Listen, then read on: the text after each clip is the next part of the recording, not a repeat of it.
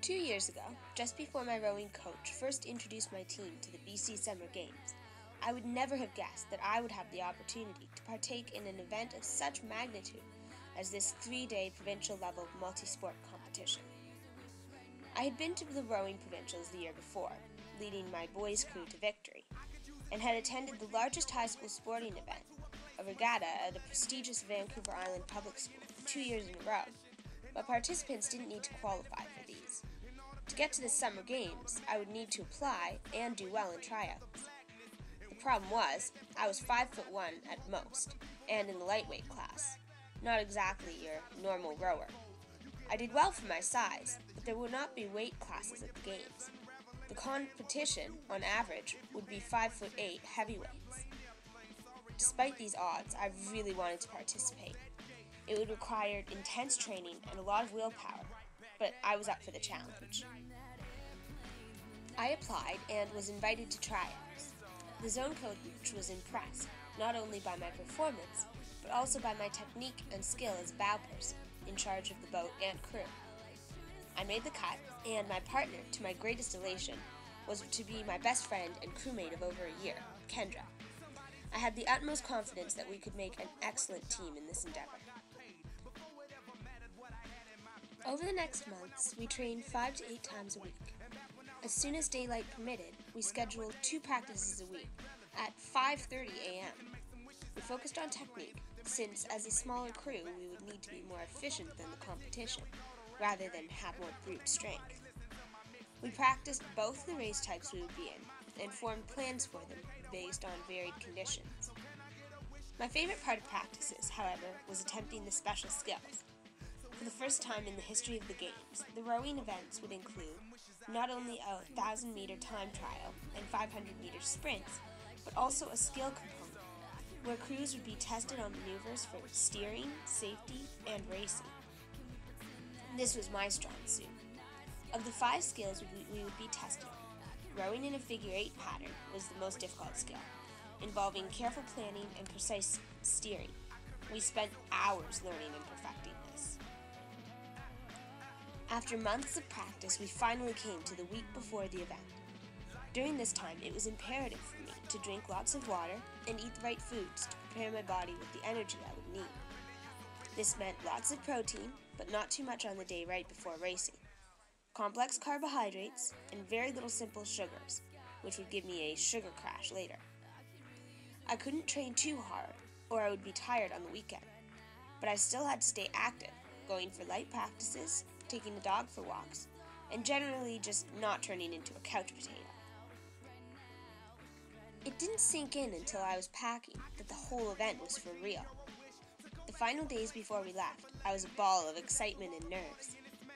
The last night before the travel day, Kendra slept over at my house. We could barely sleep out of anticipation. The next day, our coach picked us up and drove us to the games. They were being hosted by the Langley Township, only about an hour from my house, but we had to stay on site. I was a little nervous about this.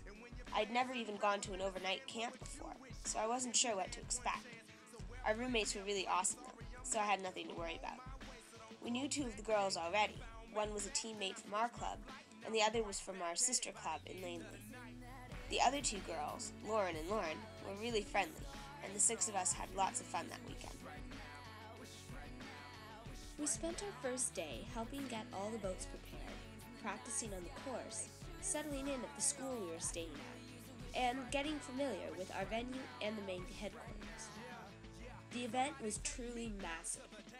Hot breakfasts and dinners were served in a gigantic tent, and it was always packed with hundreds of participants. That first night, it took us nearly an hour just to get in past the lineup. We nearly missed the opening ceremonies. Kendra and I were a very small group on our own, but it was exciting and energizing to be part of the festivities.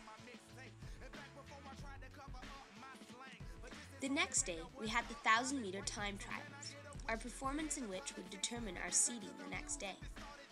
We rode our personal best time, coming in a close 4th after the highly elite Vancouver and Vancouver Island teams.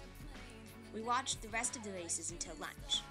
There were medal ceremonies then, and we stayed to congratulate some of our teammates.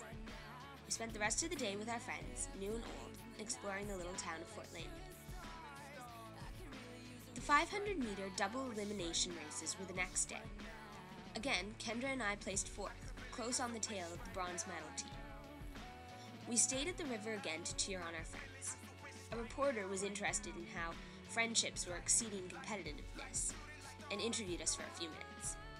That afternoon was similar to the previous, although we took the shuttle, a fancy charter bus, around to some other venues too.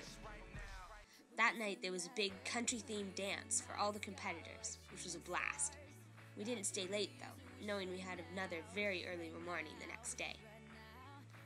We woke up at the crack of dawn, like on the previous 2 days, but I was less nervous that day, and way more excited, which hardly seemed possible. It was the last day of the games, which was disappointing, but this meant it had come time for my favorite event, the skills competition. Kendra and I worked better together than we had all spring, completing our maneuvers better than ever before, especially considering the very strong current on the river. The figure 8 turn was, as I had guessed, the most difficult of the skills, especially as I was relying on calculations I had made in still water. We lost points there, but it turned out not to matter. Where we were strongest was in the gliding skill, where we could row a few strokes to get momentum, then pull our oars off the water and try to balance. Considering the boat is a mere 1.5 feet wide and all of 18 feet long, this is an even greater challenge than it sounds. Somehow, Kendra and I were able to stay balanced for much longer than they even had scoring for. We still got bonus points, however, for flashing our oars in synchronization. The competition was quite a lot of fun all around. Afterwards, we hung around, watching other crews on the river. As we were walking along the dike, back to the main area, our friends were coming the other way, running to meet us. As we got closer, they all started chattering excitedly, congratulating us on our win that morning. I can't even begin to describe how I felt on top of the podium, accepting my gold medal. It was exciting and unbelievable, and a bit uncomfortable, but it was pretty darn cool. And to have my best friend standing beside me, I wouldn't have had any other way. I wouldn't say that going to the games changed who I am, or gave me new perspective, or was a defining moment in my life. But I had a goal, and I worked hard to achieve it, and I had a lot of fun along the way. Today, I keep my medal hanging in my room, as a constant reminder that no matter how high I set my sights, if I put my mind to reaching a goal and apply myself to it wholeheartedly, I can do anything. Can we pretend that airplanes in the night sky like shooting stars?